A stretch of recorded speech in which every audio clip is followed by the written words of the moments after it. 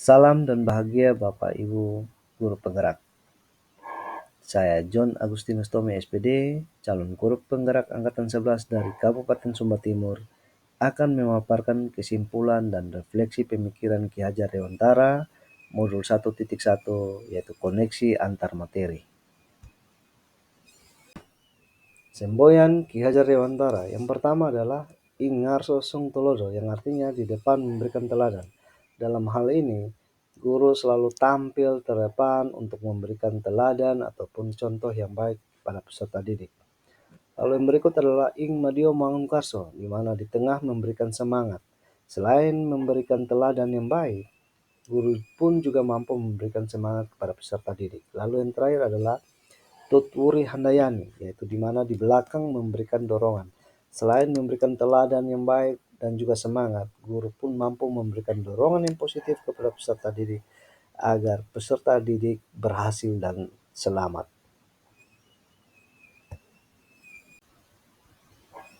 Asas pendidikan.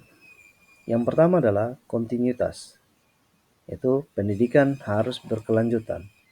Lalu yang berikut adalah konvergensi, di mana pendidikan harus terpadu.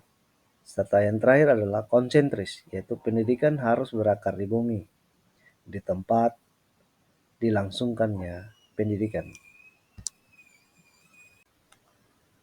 Perspektif saya tentang peserta didik dan pembelajaran sebelum mempelajari modul 1.1.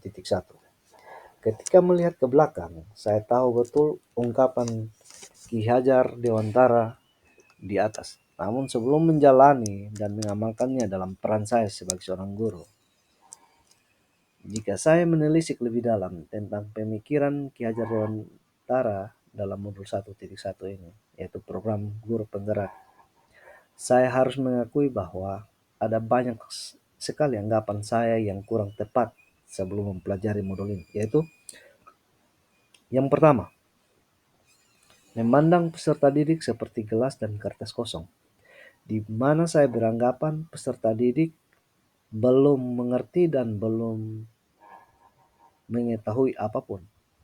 Atas dasar inilah saya meyakini bahwa peserta didik pasti akan susah dalam memahami pelajaran.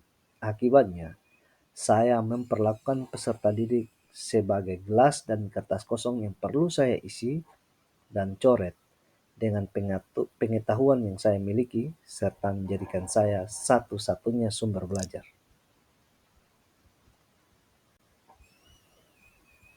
Yang kedua, memandang peserta didik itu semuanya sama.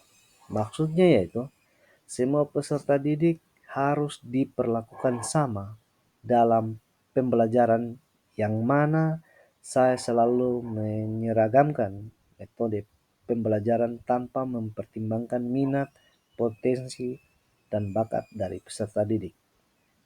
Di sisi lain, dengan menyeragamkan metode pembelajaran, maka saya tidak perlu disibukkan lagi dengan pengelolaan pembelajaran di kelas. Yang ketiga, pembelajaran berpusat pada guru. Saat melaksanakan pembelajaran, saya menganggap bahwa setiap peserta didik wajib mengikuti aturan yang saya buat dalam pembelajaran. Saya berkewenangan penuh dalam mengatur kelas menurut apa yang saya anggap benar. Jika ada yang melanggar, maka akan mendapatkan hukuman.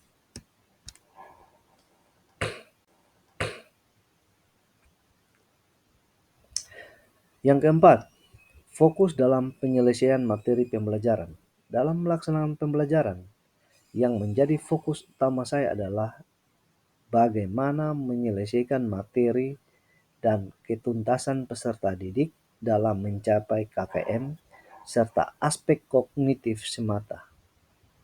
Nilai adalah prioritas saya. Kelima, anggapan kekeliruan saya yang terakhir adalah mengajar. Memang benar bahwa tugas guru adalah mengajar. Namun menurut Ki Hajar Dewantara, itu belum lengkap. Tugas guru selain mengajar adalah mendidik, menuntun, atau mendampingi tanpa harus menuntut kepada peserta didik. Karena pengajaran adalah salah satu bagian dari pendidikan.